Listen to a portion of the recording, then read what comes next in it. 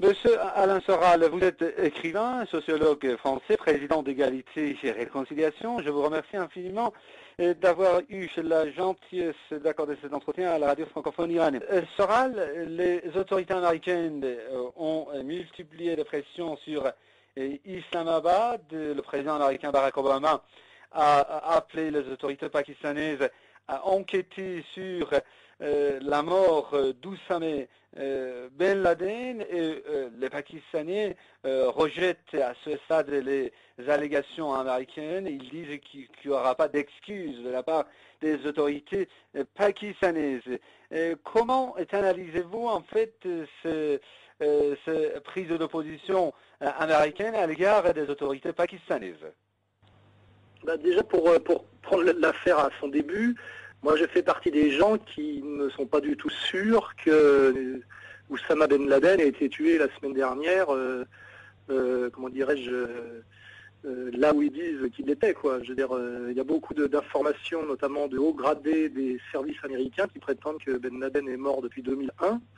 Donc déjà, les Américains nous ont absolument pas amené la preuve qu'ils avaient, comment dirais-je, atteint le vrai Ben Laden, hein, un Ben Laden réel, puisque je crois, moi, qu'ils avaient les moyens si l'opération est telle qu'ils l'ont décrite, ils avaient les moyens de le capturer vivant, de le ramener aux États-Unis et de le juger énormément d'ailleurs à quelque chose qui ressemblerait à du droit ou à quelque chose d'humain. Donc je ne suis pas du tout sûr de la réalité de ce que les Américains nous présentent. En revanche, la question que ça pose, c'est quelle que soit la réalité, pourquoi les Américains ont-ils choisi 10 ans après de réactiver Ben Laden, qui était finalement complètement sorti du circuit, qu'il existe ou pas, qui était complètement démonétisé, je dirais.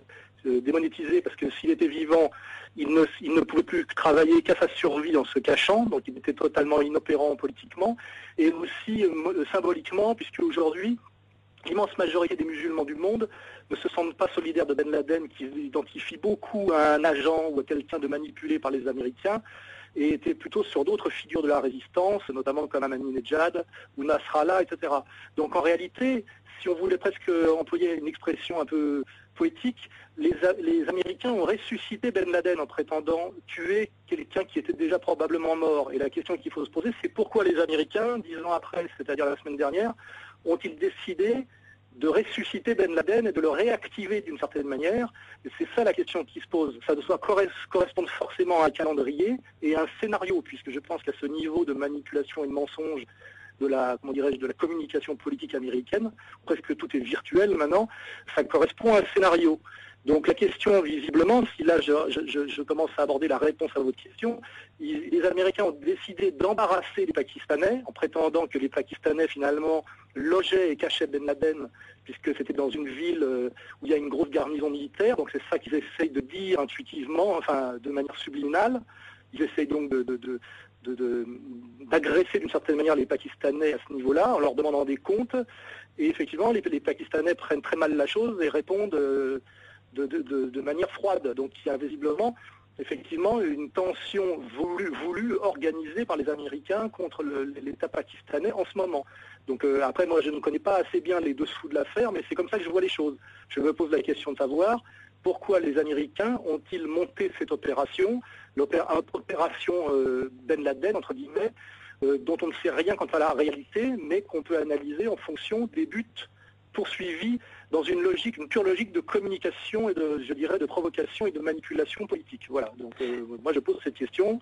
Visiblement, les Américains ont décidé aujourd'hui, je dirais, d'agresser d'une certaine manière le gouvernement et l'autorité pakistanaise. Et c'est un fait nouveau qu'il faut enregistrer. Et si je vous ai bien suivi, vous voulez dire que vous faites partie de ceux qui disent que les États-Unis envisageraient de lancer même une attaque contre le Pakistan?